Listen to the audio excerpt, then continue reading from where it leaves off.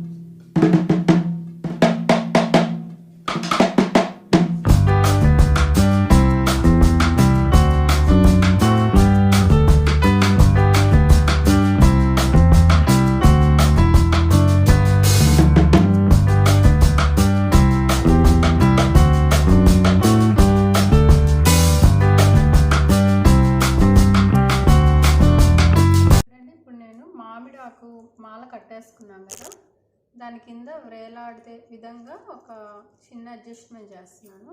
ఇప్పుడు మామిడాకు తీసుకొని ఈ చివర ఇట్లా కట్టేసుకోవాలి. బంతిపూలు కిందకి పడిపోకుండా అన్నమాట.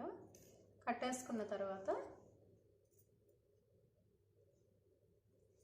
ఇట్లా పసుపు బంతిపూ తీసుకొని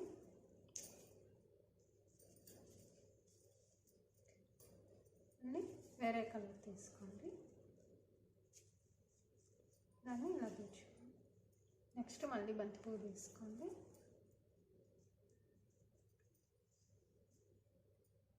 తర్వాత దీన్ని ఇలా తీసేసి సూదిని ఇప్పుడు మన దగ్గర ఉన్న మాలకి మిడిల్ బంతికి ఇలా కట్టేసుకోవడం. దారం కొంచెం ఎక్స్ట్రా ఉంటేనే మనకి ముడి వేసుకోవడానికి ఈజీగా ఉంటుంది అన్నమాట. చూడండి.